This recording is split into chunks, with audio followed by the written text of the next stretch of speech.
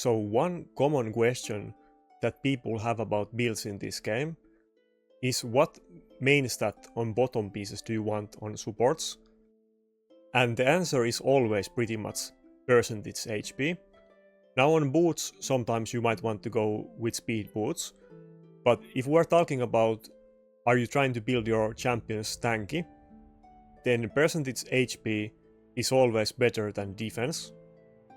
I mean, always with the caveat that it depends on your gear, but if you have good balanced gear, then it's definitely always better. And let's get a bit into the details why it is and how it works. So here we have an actual chart about how the defense scaling works in this game. And this might look a bit complicated, but what you can see these numbers on the side is that at 4240 points of defense, you will mitigate the enemy damage by 80%, which will be left to 20% of the original damage. And this is kind of considered the soft cap in raid for defense. If we talk about builds for PVE, everybody will always tell you that you want to aim for 4200 points, and after that there is huge diminishing returns. And as you can see that if you go from 4200 to 6700, you will only gain 4 points of additional damage mitigation, even though you get like 50% more defense in order to do it. So at this point it isn't worth it, and it's better go for more HP. And that's kind of the way it works in PvP as well. I mean, we do go by the same numbers, but in PvP it's a lot more complicated. Defense is always at least partially ignored, but very often in PvP it is even fully ignored. And that's why nobody goes for 7000 defense, even though they would be able to do it. If you have very good gear, and you have all of the bottom pieces with percentage HP main stat, and accessories with HP main stat, but you also have a percentage defense substat on them, you can get to over 5000 defense without any main stat defense pieces. And depending on the base HP of the champion and your ascension and empowerment and so on, but it's possible to get upwards of 150,000 HP. And we can take a look at my Duchess as an example.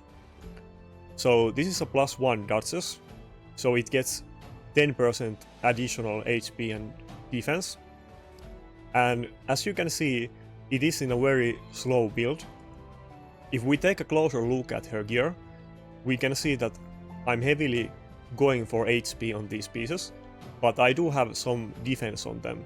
Ideally on this kind of piece, for instance, I would have more HP instead of defense, but I will try to go for both of them and focus on HP. But on the bottom pieces the focus is always to have percentage HP, and ideally defense substat, but I don't have it on all of the pieces. And the way it works is that if you have defense substat on the piece, let's say you have 6% defense, then you can also group additional 8% of defense, and you can get up to 14 points, which is almost similar to this HP ascension. But you will see after what I will show you next that even at the cases that the numbers are similar, you want to focus more on HP. But as you can see, I'm kind of trying to get both of them, but I'm heavily focusing more on HP than defense. And the stats on this build are kind of balanced like you would have in PVE, that I'm at a bit more than 4200 defense, and I'm at 138,000 HP. But here we come to the issue why in PvP actually you want to build it very differently than in PvE. And let's take a look at another chart.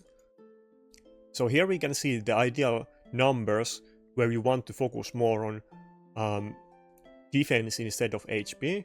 And as you can see from this blue line here, that if enemy doesn't have any defense ignore or you don't have decreased defense debuff on yourself, you want to heavily focus on defense.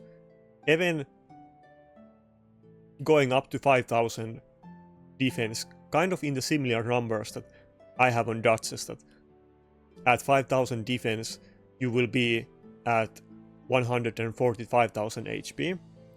But in practice in PvP, it actually almost never works in this way. And that's because everybody will have their nuker in Helm Smasher, Cruel 2-piece set and Savage 2-piece set. And that will mean that often enemy will ignore 55% of your defense. And many of the meta champions in PvP have abilities that ignore your defense.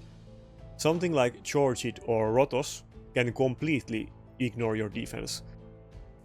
And that's where it becomes a completely different piece for PvP than PvE. And you should more look at this yellow line here. Of course, if enemy is fully ignoring your defense, then it doesn't make any difference, but let's go as the baseline that enemy will often ignore 50% of your defense, which is somewhere around this yellow line. Now you can see that it is for 60% defense debuff on yourself, but this is kind of outdated picture, and in the modern meta game in raid PvP, nobody is really using any defense down debuffs, and that is because of polymorph.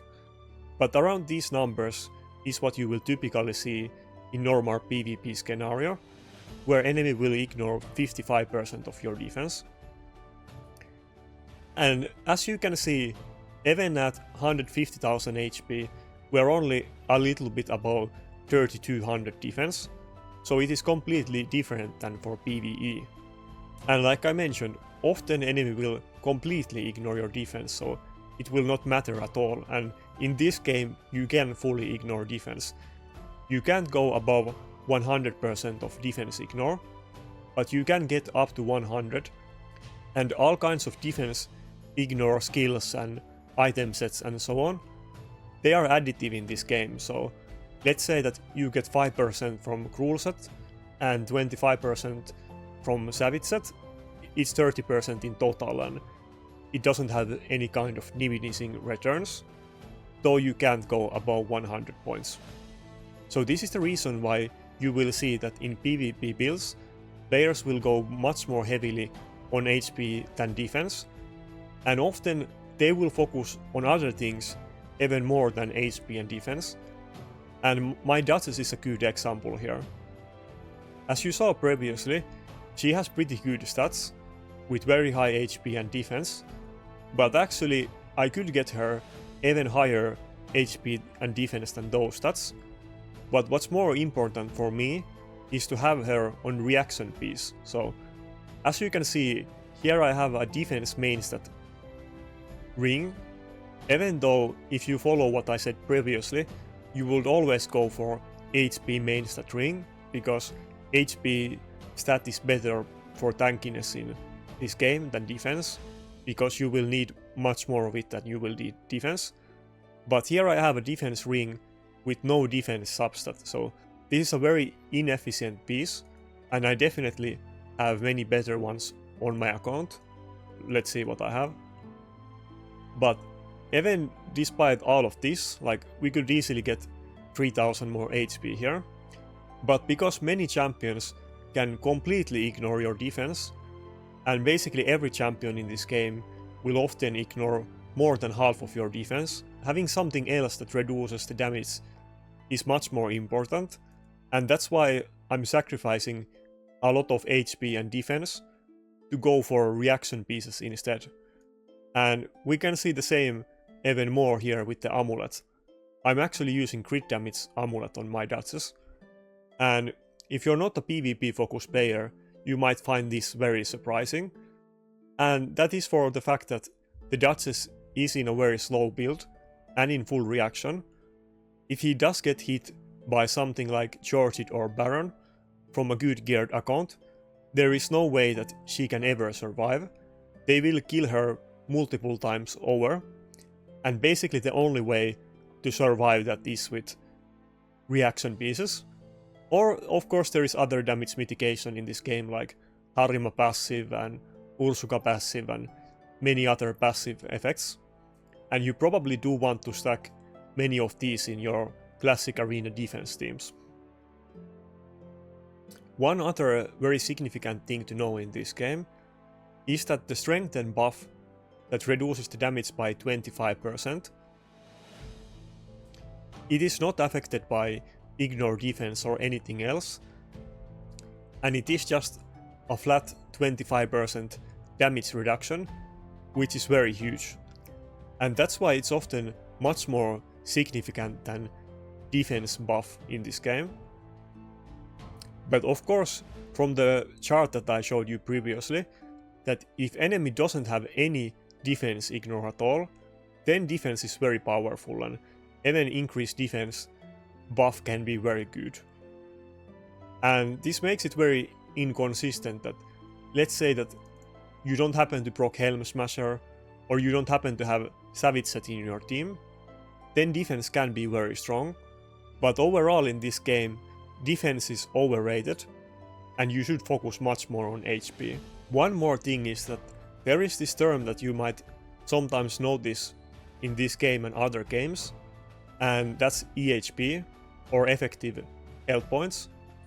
And here we have a chart. I have mentioned this chart many times before, but it is a chart with many tools for arena and raid in general, made by my clanmate Stealth. But among many other things, this chart does have EHP calculator, so you can put different types of builds and compare the numbers. Like, as we can see here, there is different HP numbers and different defense numbers, so we can make an easy test that we put the Duchess with 140,000 HP.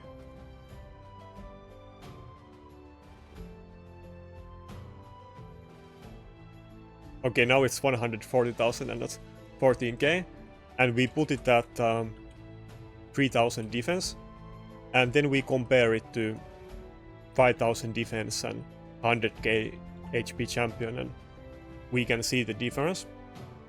But this EHP can often be misleading because of the reasons that I mentioned above. Sometimes it might be very relevant in the fights, and oftentimes defense may even be fully ignored. But either way, if you are interested about this calculator and other calculators in this one, you can find this in official raid Discord in pinned post in Arena channel. But that's it for this video. I just wanted to make a simple short video explaining this topic.